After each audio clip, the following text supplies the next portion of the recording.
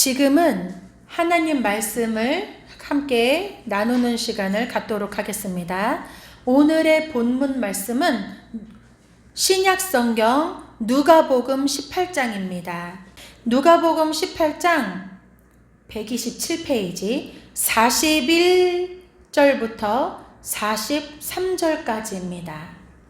오늘 말씀의 제목은 성경을 한 권으로 관통해서 보기 그 세 번째 시간인데, 부제목은 복음서에 있는 본문들을 연결하기입니다. 자, 그러면 저 41절부터 43절까지 한 목소리로 봉독하도록 하겠습니다. 내게 무엇을 하여 주기를 원하느냐? 가로되 주여 보기를 원하나이다.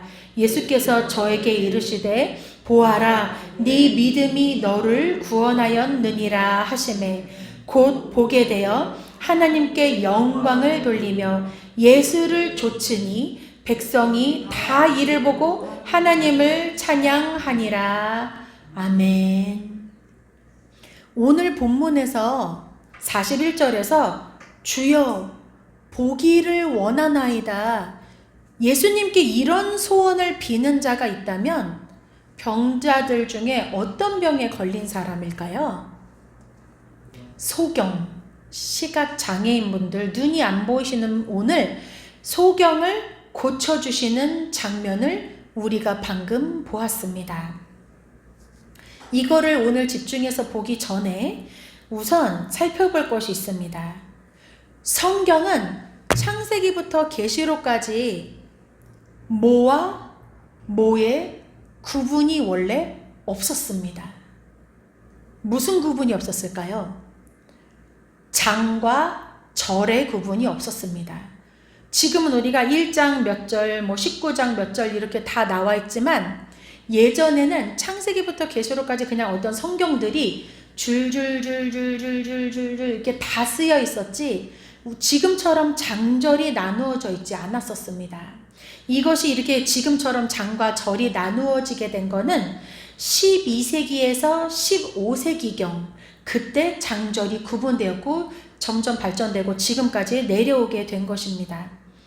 그렇다는 말은 11세기까지는 모든 성경이 다 그저 하나로 연결이 되어 있었다는 것을 뜻합니다. 오늘은 성경 하나로 관통하기에 하나의 부분으로 신약 성경에 여러 가지 비유, 예시 있었던 일이 쭉 있는데 이거 읽고 그 다음 거 읽고 그 다음 거 읽으면 서로 다 따로 보이기 때문에 우리가 이게 뭘까 했던 것들 몇 가지를 뽑아서 하나로 이어보도록 하겠습니다. 본문과 본문을 연결해서 이해하기 시간인데 우선 66권이 하나의 흐름으로 되어 있다는 것. 오늘은 그 중에 각각 본문들도 역시 이어져 있다는 것. 요 사실을 보도록 하겠습니다. 첫 번째 화면 띄워주세요. 우선은 마가복음에 있는 이야기를 통해서 한번 성경을 같이 연결해 보는 시간을 갖도록 하겠습니다. 마가복음 1장 9절부터 11절까지는 우리 예수님께서 세례를 받으시는 내용이 나와 있습니다. 여러분들이 잘 아는 내용이고 세례를 요한에게 받았을 적에 성령이 비둘기같이 내려오시는 그 장면입니다. 세례를 받고 나서 예수님 하늘에서 음성이 들렸지요. 뭐라 그랬지요? 내 사랑하는 아들이고 내가 기뻐하는 자다. 이런 음성이 들렸지요. 요 하나의 이야기. 근데 이 이야기가 끝나자마자 내 사랑하는 자고 내 기뻐하는 아들이라고 했으니까 어떤 이야기가 이어졌으면 원래 좋을까요? 그런데 놀랍게도 1장 12절부터 13절까지 12절 같이 한번 읽어보겠습니다. 성령이 곧 예수를 광야로 몰아내신지라 라고 써 있습니다. 아멘. 좀 전까지 사랑하신다면서요. 근데 성령이 세례를 주고 광야로 몰아내셨어요. 데리고 가셨다가 아니라 몰아내셨다. 이게 뭐지요? 사랑하신다더니 왜 광야로 몰아가셨을까요? 광야는 여러분이 알다시피 광야 교회인데 고난과 연단이 끊이지 않는 곳입니다. 마태복음과 누가복음에서는 성령께서 예수를 광야로 이끌었다는 내용으로 표현을 하고 계십니다. 하지만 여기 마가복음에서는 일부러 강한 단어를 사용하고 계십니다. 우리나라 말로도 광야로 몰아내셨다면 몰아냈다가 꽤 센 단어인데, 이 단어가 헬라어로는 에크발레이라는 단어인데 그 뜻이 강제로 내쫓다, 던져버리다 라는 뜻입니다. 그럼 이 뜻을 다시 대입해보면 성령께서 예수를 강제로 내쫓았다, 광야로. 성령께서 예수를 광야로 던져버렸다 라는 뜻이 됩니다. 무슨 사랑을 이렇게 해요? 누가 사랑하는데 자기 사랑하는 사람을 그 고난 많은 광야로 던져버려요? 이게 무슨 사랑이지요 도대체? 우리는 모두 광야교회를 살아가고 있습니다. 이곳에서 다 문제를 겪고 있지요. 어떤 사람은 건강, 어떤 사람은 물질, 어떤 사람은 자녀, 어떤 사람은 부모, 어떤 사람은 질병, 어떤 사람은 인간관계, 여러 가지 문제를 이 광야에서 겪으면서 아프지요. 그때 우린 뭘 생각하나요? 하나님이 날 이젠 안 사랑하나 봐. 하나님이 나를 좋아하시지를 않나 봐. 이런 생각이 저절로 들지요. 하지만 성경이 이거를 뒤집고 있다는 뜻입니다. 이 두 가지 이야기를 통해서 예수님이 세례받고 사랑받는 것, 두 번째는 그 똑같은 사람을 광야로 내몰았다는 것, 이 두 가지 이야기를 통해서 우리는 뭘 할 수 있습니까? 하나님은 내가 사랑하면 사랑할수록 사랑하는 목사님, 권사님, 장로님, 집사님, 성도님일수록 그를 광야로 내몰아서 오히려 훈련을 시킨다는 뜻입니다. 왜? 도대체 왜요? 지난번에 약간 배웠죠? 하나님의 통로로 쓰시려고. 여러분 한 분 한 분은 제사장 나라로 거룩한 백성으로 부르심을 입은 사람입니다. 그런데 지금 이 모습 그대로 가나안 땅 들어가 봐요. 똑같은 사람 돼요. 똑같은 사람. 내가 그 사람을 변화시키는 게 아니라 그 세상에 물들어서 내가 똑같은 사람이 된다는 뜻이에요. 그래서 하나님은 나를 하나님의 통로로 쓰시려고 이 광야로 내쫓으셔서 훈련시키시고 깎으시고 자아를 갈아버리고 정결한 그릇을 만드세요. 결국 누구처럼 쓰시려고? 요셉처럼. 요셉이 울면서 그 억울한 고난을 수많이 당했지만 결국은 어땠어요? 이스라엘은 물론이고 그 주변 국가의 수많은 사람들의 목숨을 살린 일에 쓰임을 받았지요. 여러분을 깎으실수록 수많은 사람의 목숨을 살리게 될 것입니다. 그래서 하나님은 사랑하는 자를 광야로 내모신다는 얘기입니다. 이 두 본문은 그렇게 연결이 되는 것입니다. 이번엔 또 다른 본문을 보겠습니다. 창세기 12장부터 13절에 있는 그 메시지를 볼 것인데, 우선 창세기 12장에는 하나님이 믿음의 조상 아브라함을 부르시는 장면이 나옵니다. 하나님은 아브라함을 선택하시면서 약속을 하시는데 세 가지 큰 약속을 하시지요. 땅과 후손과 천하 만민의 복이 된다는 세 가지 약속을 통해서 부르시지요. 최초로 부름받으실 때 아브라함은 75세였습니다.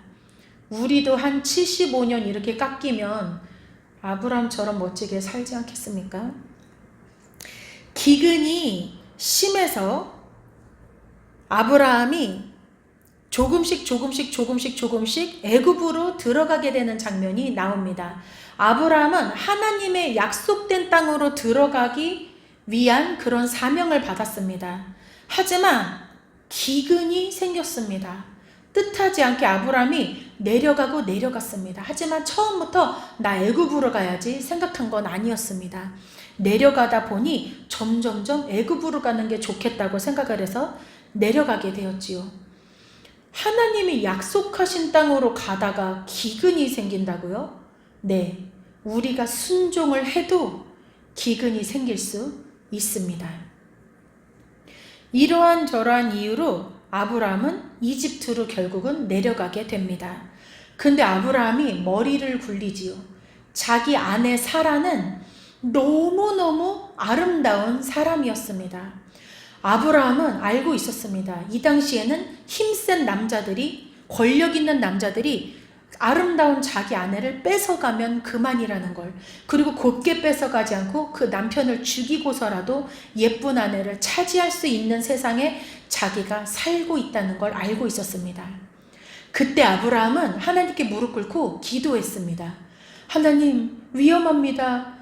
제가 죽고 저희 와이프는 뺏기게 생겼습니다. 이렇게 기도했을까요? 하지 않았어요. 아브라함은 뭐라고 말하냐면, 여보, 내가 당신이 너무 아름다워서 사람들이 날 죽이고 당신을 빼앗아 갈 거예요.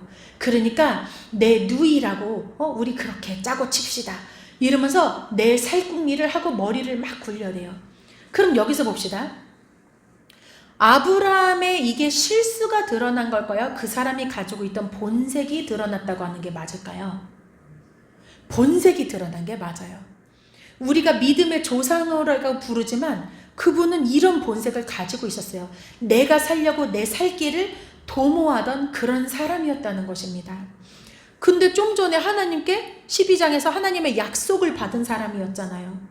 근데 하나님을 의지하지 않고 내 본색을 드러내서 내 살 길을 궁리했다는 말입니다.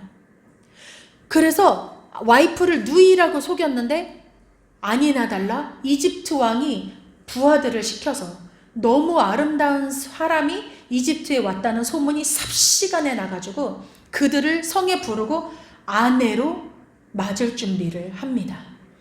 그래서 아브라함이 이집트 왕하고 싸워가지고 아내를 다시 되찾아 왔을까요? 아니요. 감히 누가 이집트 왕한테 덤벼요. 그 당시 이집트 왕은 지금 마치 미국처럼 수많은 나라들에게 영향을 미치는 엄청난 강대국이었거든요. 그렇게 할 수 없었어요. 조용히 눈을 말똥말똥 뜨고 자기 와이프가 왕의 부인이 되기 위해서 끌려가는 모습을 그저 보고 있었어요. 그때 와이프를 누가 구해줬게요? 하나님이 직접 나타나셔서 구해주셨어요. 바로에게 이 사람 건들지 말라고. 그랬더니 그 왕이 화들짝 놀라면서 나를 죽이려고 지금 네가 이런 일을 했냐라고 아브라함에 따지면서 아내를 돌려주고 어마어마한 재산까지 주고 이들을 보내줍니다. 그럼 와이프를 찾고 큰 재산을 얻었는데 이게 아브라함 덕택일까요? 아니요. 아브라함은 한 거 없어요. 속수무책으로 머리 굴렸다가 뺏긴 거밖에 없어요. 하나님이 하셨다는 거예요. 그 다음 세 번째, 롯과의 결별. 롯은 아브라함의 형제의 자녀입니다. 그러니까 조카죠, 조카. 자기 조카를 아들처럼 데리고 다녔었는데 너무 가족들이 아브라함 가족도 늘어나고 롯의 가족도 늘어나면서 재산도 많아지고 동물도 많아지고 서로의 목자들끼리 맨날 싸우는 일이 발생을 했어요. 그래서 어쩔 수 없이 서로 재산을 가지고 나누어 살 수밖에 없는 그런 지경에 이르렀지요. 이때 아브라함이 롯에게 네가 좌를 택하면 나는 우를 택하고 네가 우를 택하면 내가 좌를 택하겠다고 이렇게 말하지요. 그러면 지금 이 본문들을 살펴보면 하나님의 약속하신 거, 아브라함의 본색이 드러나고 살 길을 도모한 거, 롯과의 결별한 거, 그냥 세 가지가 따로따로지 이게 어떻게 하나로 연결이 될까요? 그 부분을 한번 살펴보겠습니다. 이 본문을 쓴 것은 저희가 잘 알다시피 모세입니다. 모세가 이 본문을 썼는데 아브라함이 있고 모세가 있기까지 그 기간은 무려 400년 정도의 차이가 납니다. 이 모세가 창세기를 쓸 때에는 출애굽한 백성들에게 자기의 조상이 누구인가, 너희 이스라엘의 백성의 뿌리는 누구인가, 이스라엘 역사는 어떻게 되나, 이런 것들을 체계적으로 가르치기 위한 내용들이 써 있습니다. 그런데 이 세상 어떤 작가가 자기 민족에 대한 글을 쓰면서 그 이스라엘의 더군다나 믿음의 조상인 아브라함에 대해서 웬만하면 좋은 사건을 써주지. 이렇게 실수하고 잔머리 굴리고 그러다가 와이프 뺏길 뻔하고 이런 창피한 사건을 굳이 드러내서 왜 쓰고 있을까요? 자기 조상인데. 의도가 있었겠지요. 모세 안에 계신 성령님이 이 두 가지 사건, 이 일련의 사건들을 다 붙여서 설명하고 계십니다. 아브라함이 선택을 받았다면 우리는 이렇게 생각하기 쉽습니다. 우리랑 뭔가 아브라함은 그래도 다르겠지. 우리와 다르게 뭔가 뛰어난 부분이 있었겠지. 뭔가 아브라함은 남달랐으니까 그래서 하나님이 뽑으셨겠지. 이렇게 하나님의 선택을 받은 아브라함에 대해서 우리의 선입견과 편견이 있는 것을 하나님께서는 일부러 깨고 계신다는 겁니다. 심지어 믿음의 조상이지만 그의 저런 사람의 단점들을 드러내시면서 우리의 편견을 깨고 계신 것입니다. 아브라함을 보내시면서 하나님은 어마어마한 3대 약속을 하셨죠. 땅 후손 천하 만민의 복을 주시겠다는, 그렇게 부르셨죠. 그 다음 사건을 통해 그가 이 3대 약속을 과연 하나님의 약속을 받을 만한 사람인가, 그렇지 않은가, 그거를 조명했다는 거예요. 하나님의 약속을 주시고 너는 그 큰 약속을 받을 만한 과연 그릇일까? 근데 아브라함의 본색이 드러났죠. 그럼 이가 그 3대 약속을 받을 만한 그릇이라는 거예요? 아니라는 거예요? 그 그릇이 안 된다는 얘기를 여기서는 지금 하고 싶었던 거예요. 그래서 아브라함이 부름받은 건 우리가 부름받은 것처럼 그가 어떠한 우리보다 더 엄청 잘나고 대단해서가 아니라 100% 하나님의 은혜라는 점을 지금 이 약속과 실수가 드러남을 통해서 말씀하고 계시는 것입니다. 또한 맨 마지막 본문, 롯과 아브라함의 목자들이 너무 자주 싸워가지고 재산이 많아서 이때 땅을 먼저 선택하라고 아브라함이 조카 롯에게 선택권을 줍니다. 하지만 여기서 자세히 보면 만약에 아브라함이 와이프를 팔아넘기고 그거를 하나님이 바로잡아 주시고 그 난리를 치던 그때의 아브라함이라면 어쩌면 조카에게 네가 좋은 땅을 먼저 골라라 라고 말하지 않을 수도 있었습니다. 그때 성품은 고만했거든요. 근데 이 창세기 12장과 13장 사이에는 무슨 일이 있었길래 아브라함이 좋은 땅은 네가 먼저 골라라 라고 조카에게 그렇게 흔쾌히 양보를 할 수 있었을까요? 이 12장과 13장 사이에 방금 말했듯이 아브라함이 와이프를 뺏기게 생기고 내 실수로 아내를 뺏기게 생겼는데 발을 동동 굴렀으나 이집트 왕을 상대로 내가 할 수 있는 건 하나도 없었지요.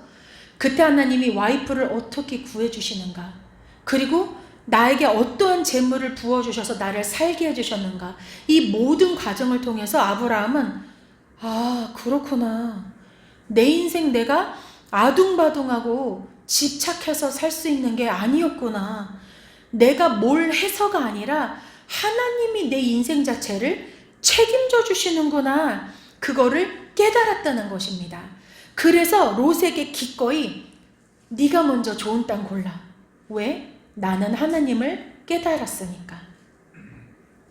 그래서 이 세 가지 이어지지 않는 것 같은 본문을 통해서 아브라함이 약속을 받았지만 나의 실수로 나는 그런 자격이 없음을 드러냈고, 하지만 하나님이 내가 뭘 해서가 아니라 그분이 해결하시는 그것을 통해서 나를 하나님이 책임져 주시는 거나 하고 부쩍이나 성장하게 되었고 롯에게 급기야 좋은 땅까지 양보할 수 있는 사람이 되었다는 한 사람의 믿음의 성장의 부분을 이 본문을 통해서 말씀하고 계시는 것입니다. 이 세 가지 본문이 그렇게 연결이 되었지요. 하나만 더 살펴보겠습니다. 이번엔 누가복음입니다. 누가복음은 여기서도 세 가지 이야기를 뽑았는데요. 누가복음 18장부터 19장에 나오는 이야기들입니다. 첫 번째, 부자 청년 이야기, 우리가 수도 없이 봤었지요. 한 부자 청년이 지도자급이에요. 지도자급. 이 지도자가 예수님한테 물어봐요. 내가 영원히 살고 싶어요. 그럼 내가 영원히 사는 이 영생의 삶을 어떻게 얻을 수 있어요? 그러니까 예수님이 뭐라 그러지요? 계명을 지켜 라고 말씀하세요. 그랬더니 이 친구가 나 어렸을 때부터 지금까지 10계명 다 지켰어요. 이렇게 말을 해요. 그럼 예수님이 너 여태까지 계명 다 지켰어? 와, 완벽하다. 이렇게 칭찬을 해줘야지요. 근데 그게 아니었어요. 이 사람이 예수님한테 나 어렸을 때부터 계명 다 지켰어요. 그때 예수님이 뭐라 그랬지요? 한 가지 너에게 부족한 게 있어. 너 재산 많지? 그 재산 다 팔아서 가난한 사람들에게 나눠주고 와. 그리고 나서 나를 따르거라 말씀하셨어요. 그때 이 청년이 어떻게 해요? 근심과 걱정을 하면서 돌아갔어요. 그랬더니 옆에 있는 베드로가 홀랑 말을 하죠. 나는 내 재산, 내 가족 다 버리고 예수님 쫓았는데요? 라고 이렇게 또 말을 하죠. 그러니까 예수님이 그렇게 나를 따른 사람은 이 세상에서도 복받고 천국에서는 영생 받는다 라고 설명을 해주시지요. 이게 첫 번째 본문의 내용이지요. 두 번째 본문은 우리가 오늘 읽었던 소경 바디메오 치유하는 장면. 예수님 내 눈을 고쳐주세요 했을 때 예수님이 이 눈을 고쳐주셔서 앞을 볼 수 있는 자가 되었어요. 이게 오늘 두 번째 본문. 세 번째, 누가복음 19장의 삭개오. 삭개오는 세리라는 직업을 가지고 있었어요. 이 세리는 뭐냐면 백성들한테 세금을 걷어서 나라에 바치는 일을 하는 그런 사람들이었어요. 근데 이 세리들이 그 당시에 좋게 걷지 않았어요. 어떻게 했냐면 만약에 세금이 10만 원이다. 그러면 한 집에 10만 원씩만 걷어야 되는데 거둘 때 20만 원, 30만 원을 걷는 거예요. 그래서 나라에다가는 한 가정당 10만 원씩을 바치고 나머지 차액은 자기가 갖는, 그렇게 사는 사람들이 바로 이 세리였어요. 그러면 세리라는 직업을 가지면 대체로 돈에 완전 중요도를 두고 있구나, 돈 사랑하는구나, 이렇게 생각해도 거의 무방합니다. 이 삭개오는 그런 세리였어요. 근데 이 삭개오는 예수님이 오신다는 얘기를 들었는데 그동안 예수님에 관한 소문을 많이 들었겠지요. 가슴이 두근두근 뛰면서 예수님이 오셨을 때 꼭 만나야겠다, 꼭 만나고 싶다, 이런 생각을 했어요. 근데 삭개오는 성인 남자인데 키가 엄청 작았어요.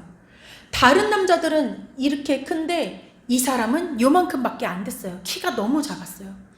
예수님이 오시자마자 사람들이 와, 예수님이다 버글버글버글 모여서 막 원을 두르고 막 난리가 났는데 삭개오도 예수님을 만나고 싶은데 만나기는커녕 키가 작으니까 뒤에서 막 이렇게 보면서 예수님을 만나고 싶은데 그럴 수가 없었던 거예요. 그래서 이 삭개오는 옆을 보니까 나무가 있어요. 나무에 올라가서 예수님을 쳐다봐요. 간절히 만나고 싶은 마음으로. 근데 예수님이 그걸 알았게요, 몰랐게요? 아셨죠. 예수님이 나무 위를 갑자기 딱 쳐다보더니 삭개오야. 이때 삭개오가 얼마나 놀랐을까요? 깜짝! 내가 여기 있는 거 알고 계셨구나. 삭개오야, 내려와. 내가 오늘 너의 집에 머무를 거야 라고 말씀을 하세요. 그러니까 사람들이 예수님한테 엄청 화를 내요. 예수님, 지금 뭐 하시는 거죠? 이 삭개오는 죄인이에요, 죄인. 왜 죄인하고 어울리시지? 우리를 두고 뭐 죄인하고 어울리세요? 이러면서 사람들이 막 따져요. 하지만 예수께서는 죄인을 구하러 오셨다라고 말씀을 하시지요. 그러면 부자 청년, 소경 바디메오, 삭개오, 이 세 개의 본문이 서로 따로따로처럼 보이지 무슨 연관이 도대체 있을까요? 오늘 그것을 통해서 하나로 연결해 보겠습니다. 첫 번째, 여기서 가장 중요한 본문은 오늘 우리가 읽은 가운데 시각장애인 소경 바디메오를 치유해주는 본문이 가장 중요한 것입니다. 왜냐하면 예수님께서 이 시각장애인 소경의 바디메오를 고쳐주셨을 때 이 사람은 여기에 달려있는 육신의 눈이 떠졌을 뿐만 아니라 이 영혼의 눈이 함께 떠졌음을 저 본문에서는 의미하고 있습니다. 그러면 하나님이 보실 때의 소경, 시각장애인은 무슨 뜻일까요? 이 땅 사랑하는 사람들, 내가 그래도 공부 잘하고 돈 많이 벌어서 그래 하나님께 헌금도 하고 우리 가족들도 좀 잘 섬기고 좋은 집에서 좋은 거 먹으면서 저 사람은 어쩜 성실하게 살아서 저렇게 살까, 사람들한테 존경도 받으면서 난 그렇게 살아야지. 이 땅에 모든 관심을 두고 내 실력이나 외모나 뭐 직장이나 가족이나 이 모든 것을 이 땅에서 두고 기준을 세우고 사는 사람, 그 사람은 하나님이 보시기에 눈을 뜨고 있어도 소경이라는 뜻입니다. 하지만 영의 눈을 뜨면 어떻게 되냐? 하늘, 하나님, 예수 그리스도, 천국이 보입니다. 그거를 소경이 눈을 떴다고 말을 하는 것입니다. 그럼 소경이 눈을 뜨면 어떻게 되냐? 하늘에 있는 큰 가치를 보게 된 사람은 여태까지 내가 중요하게 생각했던 이 작은 가치를 기꺼이 포기할 수가 있게 돼요. 그래서 소경의 눈을 띄워주시는 장면이 복음서에 많이 나오는 것입니다. 그러면 삭개오가 장님이었나요? 소경이었나요? 아니요. 삭개오는 소경이 아니었어요. 겉으로는.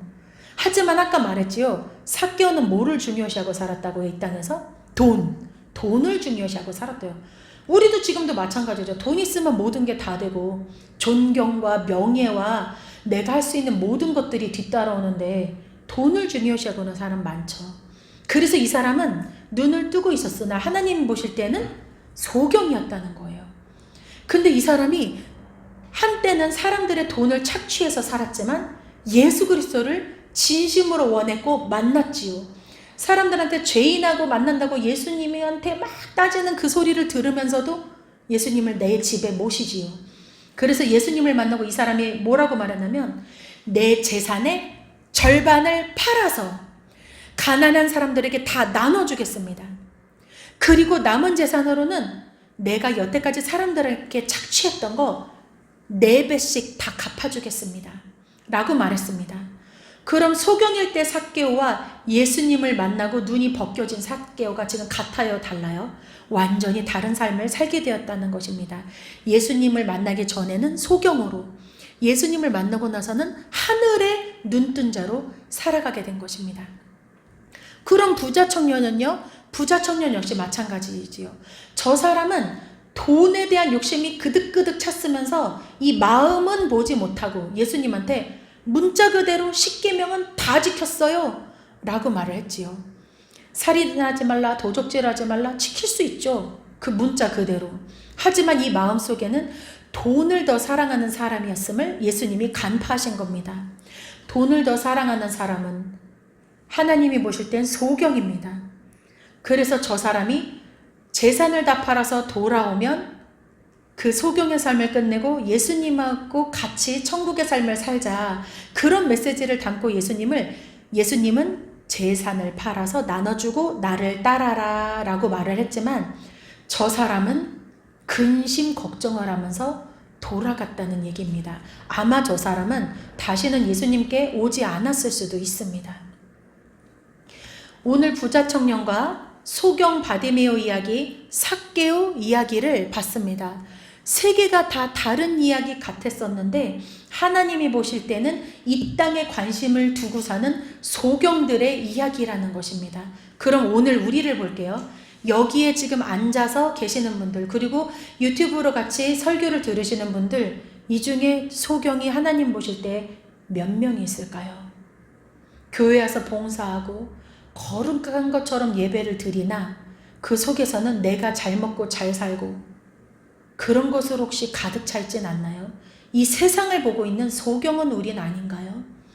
오늘 하나님께서는, 예수님께서는 우리의 소경됨을 기꺼이 고쳐주시고자 하십니다. 우리는 오늘 고침을 받아 하늘에 눈을 두고 사는 나음을 입는, 소경을 벗어난 귀한 삶을 사시기를 예수 그리스도의 이름으로 간절히 부탁드립니다. 아멘. 함께 기도하시겠습니다. 우리 거룩하신 하나님, 요즘 성경 관통하기를 시켜주고 계시는데 오늘은 신약 성경에 있는 여러 단락단락 본문을 이어서 어떠한 하나님의 뜻을 담고 계시는지를 저희가 살펴보았습니다.